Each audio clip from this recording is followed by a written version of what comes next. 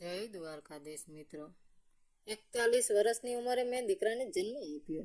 પતિએ મને ઘરડી કહીને 19 વર્ષની છોકરી માટે છોડી દીધી। 15 વર્ષ પછી એ જ દીકરાએ મંચ પર તેના કરોડોના સામ્રાજ્યની સચ્ચાઈ ખોલી દીધી। જે દિવસે 41 વર્ષની ઉંમરે તેણે દીકરાને જન્મ આપ્યો તે દિવસે તેના પતિએ બાળકના ઘોડિયા પાસે ઊભા રહીને કહ્યું કે આટલા ઘરડા શરીરે જન્મેલું બાળક ક્યારેય કોઈ લાયક નહીં બને। મંજરીના કાનમાં એ વાક્ય ચૂપની જેમ ખૂપી ગયું। ઓપરેશનના ટાંકા હજુ તાજા હતા, શરીરમાં તાવની ધુજારી હતી અને છાતીમાંથી દૂધ ઉતરતી વખતે એવો દુખાવો થતો હતો જાણે કોઈ અંદરથી નસો ખેંચી રહ્યું હોય। છતાં પણ તેની બાહોમાં સૂતેલો 26 દિવસનો આરવ તેને કોઈ દેવતાની કૃપા જેવો લાગતો હતો।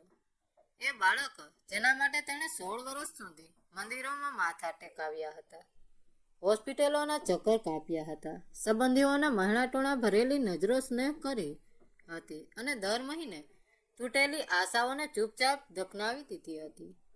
રાઘવ ક્યારેક તેનો હાથ પકડીને કહેતો હતો કે બાળક થાય કે ન થાય તેઓ બંને સાથે રહેશે, પણ જેવો આરવ ઘરે આવ્યો એ જ માણસ બદલાવા લાગ્યો।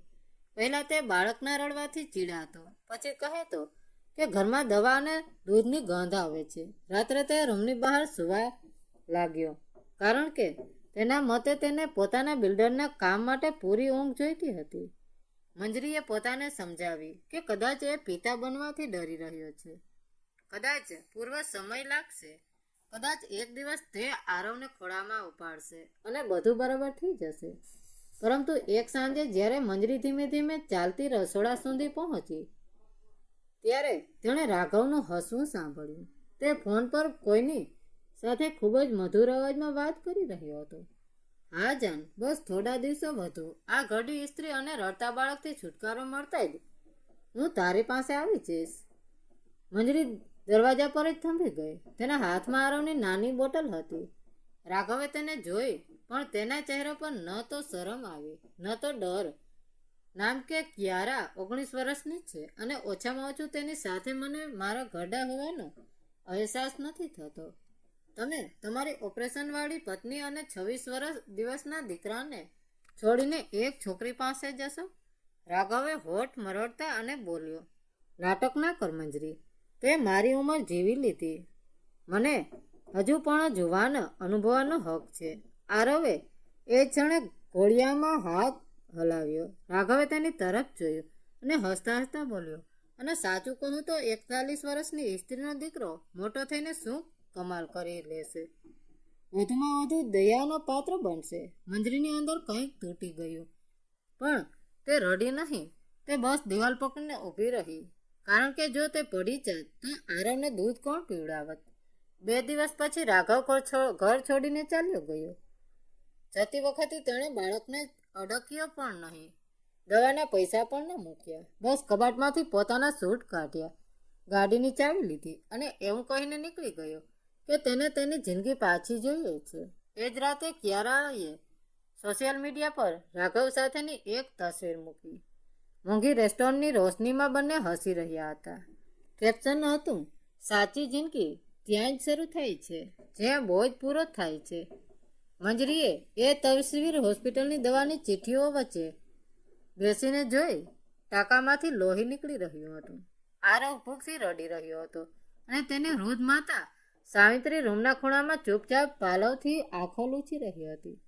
દીકરી, આ માણસે તને નથી છોડી, તેણે પોતાની કિસ્મત છોડી દીધી છે। મંજરીએ આરવને છાતી સરસો ચાપી લીધો। માં, હું આને ભીખ માગીને પણ પાડી લઈશ, પણ આને ક્યારેય એવો અહેસાસ નહીં થવા દઉં કે આ કોઈની ભૂલ છે। રાઘવના પરિવારે પણ મંજરીનો સાથ ન આપ્યો। સાસુએ ફોન પર કહ્યું, 41 વર્ષની ઉંમરે બાળક પેદા કરવાની જીદ ધારી હતી, હવે ભોગવું। મંજરીએ કોઈ જવાબ ન આપ્યો। તે જાણતી હતી કે દુનિયા મોટે ભાગે માતાની તકલીફ નથી જોઈતી, માત્ર તેની ઉંમર ગણે છે। પછીના થોડા મહિના નર્ક જેવા હતા। ક્યારેક દૂધ ઓછું પડતું તો ક્યારેક ઘરનું ભાડું, ક્યારેક તાવમાં પણ મંજરીએ ટ્યુશન ભણાવવું પડતું। તે બાળકોને ગણિત શીખવતી, રાત્રે પડોશીઓ માટે અથાણું બનાવતી, સવારે મંદિરની બહાર પ્રસાદના ડબ્બા ગોઠવતી, સ્ત્રીઓની મદદ કરતી. સાવિત્રી આરવને સંભાળતી, પોતાના દુખતા ઘૂંટણ પર તેલ ઘસતી અને કહેતી કે ભગવાને મોઢું આપ્યું છે પણ ખાલી હાથે નથી મોકલી. આરવ મોટો થવા લાગ્યો. તેની આંખોમાં એક અજીબ ચમક હતી. 3 વર્ષની ઉંમરે તે પંખાનો અવાજ સાંભળીને કહી દેતો કે તેમાં કંઈક ઢીલું છે. 5 વર્ષની ઉંમરે તે જૂના મોબાઈલ ખોલીને ફરીથી જોડી દેતો. 7 વર્ષની ઉંમરે તેણે પડોશીની પાણીની મોટર સરખી કરી દીધી, જેને મેકેનિક પણ બદલાવાનું કહી ગયો હતો. મંજરીને ક્યારેક ક્યારેક ડર લાગતો કે રાઘવની એ વાત કંઈક સાચી તો નહીં પડે ને, પણ દર વખતે આરવ તેના ખોળામાં માથું મૂકીને કહેતો, માં, હું મોટો થઈને તારા માટે મોટું ઘર બનાવીશ, તેમાં કોઈ તને ઘડી નહીં કહે.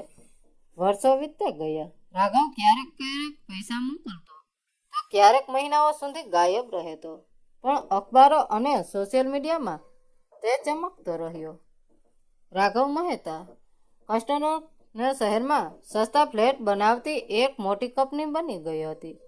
ક્યારે હવે તેની પત્ની કહેવાતી હતી, મોંઘા કપડાં પહેરતી હતી અને ગરીબો માટે ઘર બનાવવાની વાતો કરતી હતી. 15 વર્ષ પછી જ્યારે આરવ 15 વર્ષનો થયો ત્યારે એક વાદળી પરબડિયાઈએ લિફાફાઈએ મંજરીના જીવનની દિશા બદલી નાખી. આરવને રાષ્ટ્રીય યુવા વિજ્ઞાન સામાન્ય સમારોહમાં બોલાવવામાં આવ્યો હતો. તેનો પ્રોજેક્ટ ગરીબ વસ્તીની ઇમારતોમાં છુપાયેલો જોખમને ઓળખીતી ઓછી કિંમતની ટેકનોલોજી પર હતો. મંજરી ખુશીથી રડી પડી, પણ આરવનો ચહેરો ગંભીર હતો. તેના હાથમાં એક વાદળી ફાઇલ હતી, જેમાં નકશા, તસવીરો અને કેટલાક દસ્તાવેજો હતા. માં, સમારોહમાં પપ્પા પણ આવશે. મંજરીનું હૃદય ધ્રુજી ગયું. તને કેવી રીતે ખબર? ત્યારે જ તેના ફોન પર પ્રિયાનો મેસેજ આવ્યો, અમે પહેલી હરોળમાં બેસીશું. આખરે રાઘવ તેનો પિતા છે. મંજરીએ આરવ તરફ જોયું. તે હવે બાળક નહોતો લાગતો. તેની આંખોમાં આગ હતી, પણ અવાજ એકદમ શાંત હતો. માં, એ મંચ પર મને માત્ર એવોર્ડ નહીં મળે, ત્યાં બધાને ખબર પડશે કે પપ્પાએ જે ઘરોથી પોતાનું સામ્રાજ્ય બનાવ્યું છે તેના પાયામાં કેટલી ચીસો દબાયેલી છે.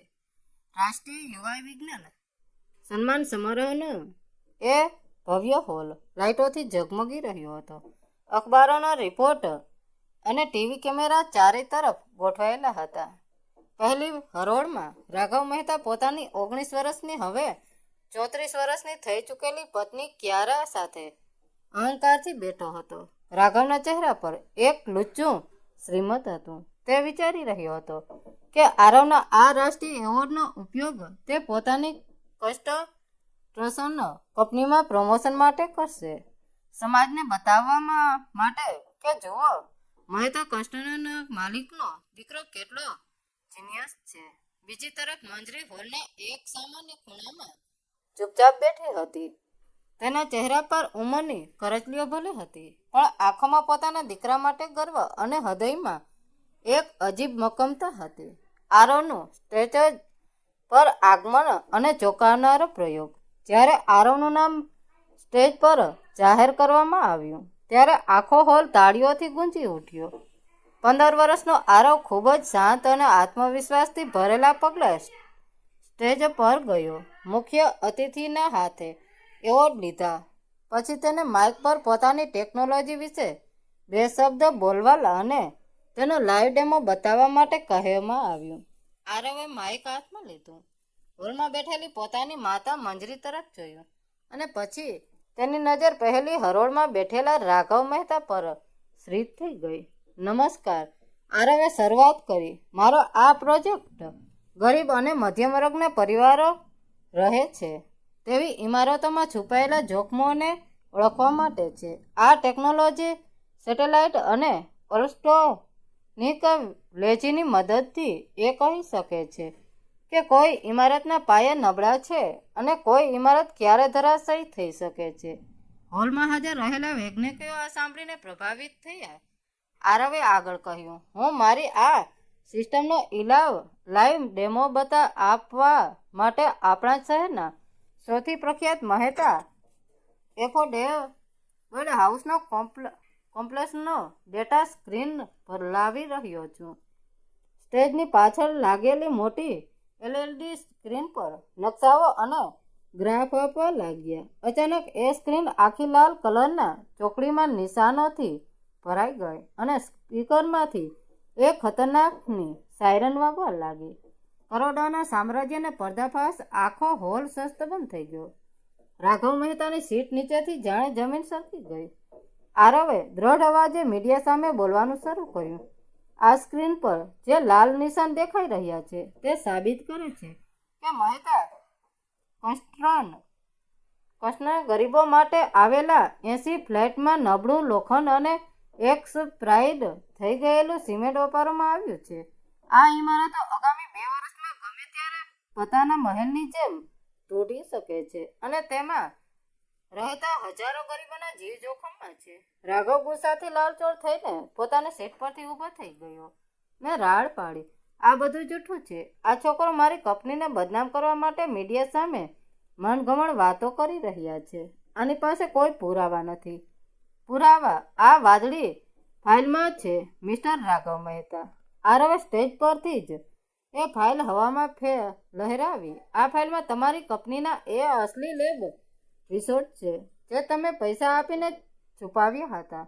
આમાં એ સરકારી અધિકારીઓની યાદી છે જેમને તમે નબળી ઇમારતો પર પાસ કરાવવા માટે કરોડોની લાંચ આપી છે. અને આમાં તમારી બેંકના એક ગુપ્ત ટ્રાન્સફરના કાગળો પણ છે જે બાબતે છે બતાવે છે કે તમે ગરીબોના ઘરના પૈસા કયા ડાયવર્ટ કર્યા છે.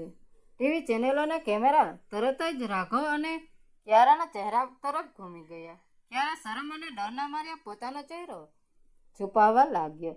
અહંકારનો અંત. રાઘવ સ્ટેજ પર તરફ દોડ્યો અને સિક્યુરિટીને ધક્કો મારીને માઇક ખેંચવાનો પ્રયત્ન કરતા બોલ્યો, તું જાણે છે તું કોની સામે બોલો છે? હું તારો બાપ છું.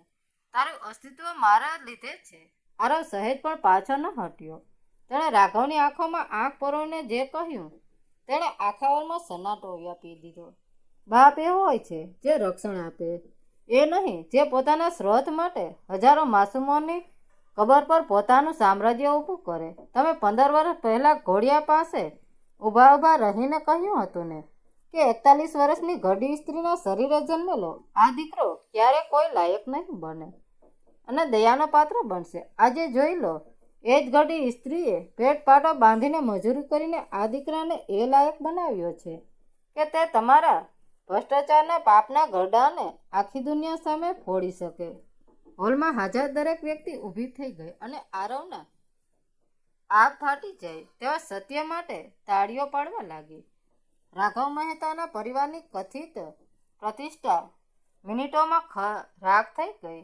એ જ મંચ પરથી લાઈવ ટેલિકાસ્ટ જોઈને સરકારી તંત્ર એક્શનમાં આવ્યું. સમારોહ પૂરો થાય તે પહેલાં જ પોલીસ હોલમાં આવી પહોંચી અને ભ્રષ્ટાચાર તેમજ હજારો લોકોના જીવ જોખમમાં મૂકવાના ગુના હેઠળ રાઘવ મહેતાની ધરપકડ કરી લીધી.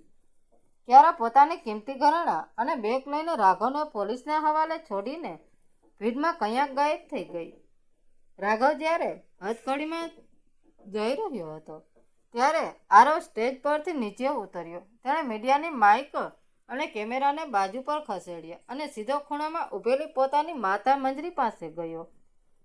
આરવે એ રાષ્ટ્રીય એવોર્ડ મંજરીના હાથમાં મૂક્યો અને તેના પગે લાગીને તેને ગળે લગાવી દીધી. મંજરીની આંખોમાંથી વહેતા આંસુ આજે દર્દના ન હતા પણ 15 વર્ષના સંઘર્ષ અને વિજયના હતા. રાઘવ મહેતાનું કરોડોનું સામ્રાજ્ય ધૂળમાં મળી ગયું પણ મંજરીએ વાવેલો સચ્ચાઈ અને સંસ્કારનો છોડ આજે એક વિશાળ વડલા બનીને આખા દેશ સામે ચમકી રહ્યો હતો. 41 વર્ષની ઉંમરે જે માતાને નકામી ગણવામાં આવી હતી આજે તે દેશના સૌથી પ્રતિષ્ઠિત વૈજ્ઞાનિક ગૌરવશાળી માતા તરીકે ઓળખાતી હતી. મિત્રો, વાર્તા કેવી લાગી? સારી લાગી હોય તો કોમેન્ટ કરીને જરૂર જણાવજો. ધન્યવાદ મિત્રો. રાધે રાધે. જય દ્વારકાધીશ.